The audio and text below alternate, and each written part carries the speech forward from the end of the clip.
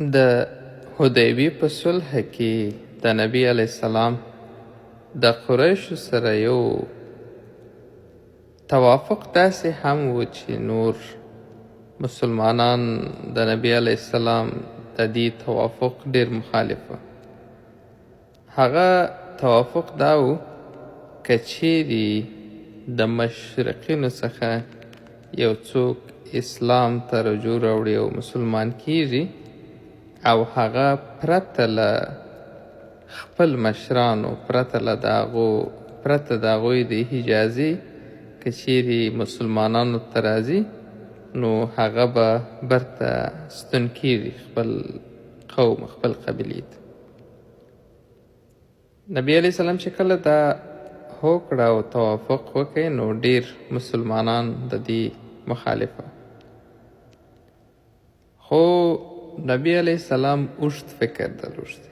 فکر یې دا و که د یو چا زړه ته د اسلام رڼا ننوځي او هغه مسلمان سي، هغه په هیڅ صورت په هیڅ زنځیر او په هیڅ بند باندې د هغه د زړه څخه اسلام نه اوړي او نه وځي. او که د چا ایمان ضعیفه وي او هغه د اسلامه ووځي، که څه هغه د مسلمانانو ترمنځ وي او که څه نه وي، هغه نه د اسلام او نه د مسلمانانو لپاره په درد خوري.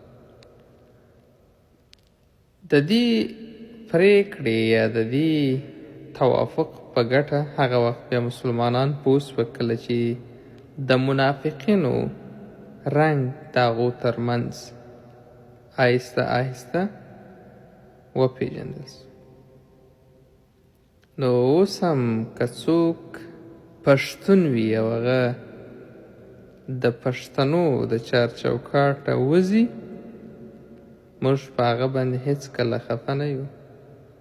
که څوک د افغاني اصولو، که څوک د پښتنیز دودو څخه لیرې ځي او وځي، هغه زموږ د صف څخه نه دی، هغه پښتون نه دی او په دې باندې خفه هم نه یو.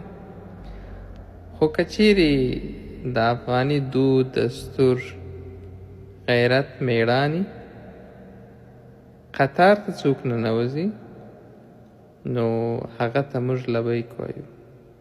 خو که زموږ د صف څخه څوک لیرې کیږي نو هغه بیا د اوسني حصر مطابق هغه ته د ګلخان لقب ورکوي. ګلخانان هغه کسان دي چې د پښتو د قطاره وتي. بس همدومره فکر کوم چې بسنه کوي. مننه.